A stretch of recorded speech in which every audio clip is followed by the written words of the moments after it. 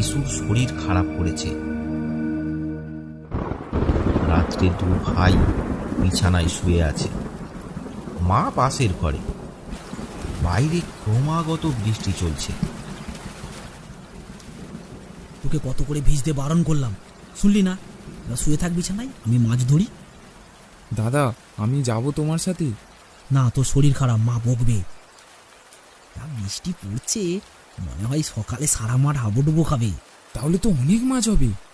হ্যাঁ, সকাল হলেই সবাই ছুটবে, তাই আমি একটু ভোরে যাব বাবার টর্চ লাইটটা নিয়ে।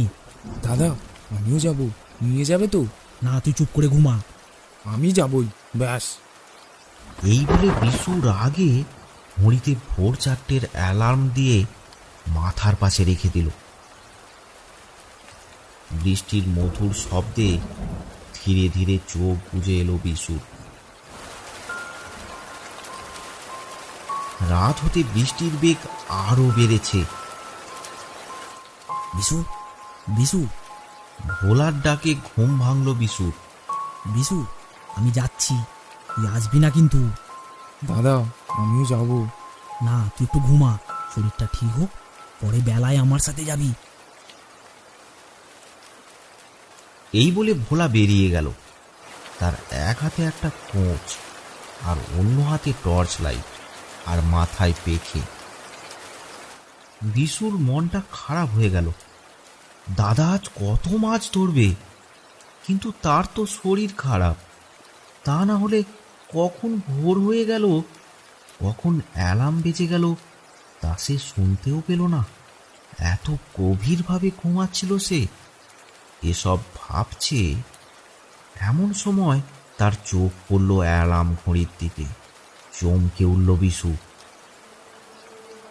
এ কি, অ্যালার্ম ঘড়িতে তখন রাত 2টো। তার দাদা তাহলে বুঝতে না পেরেই এত রাতেই বেরিয়ে পড়েছে। বৃষ্টি পড়েই চলেছে। এই শরীর খারাপ নিয়ে সেও তো যেতে পারবে না। মাকে জানিয়ে কি সে বাইরে বেরোবে? মাকে জানালে মা দাদাকে প্রচুর বকা দেবে। বাবাও বাড়িতে নেই।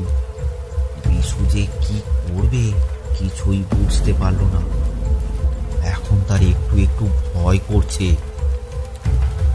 হ্যাঁ, ভয় তো হওয়ারই কথা। তার ভয় গ্রামের শ্মশানটাকে নিয়ে। ওই শ্মশানটা মোটেও ভালো জায়গা নয়।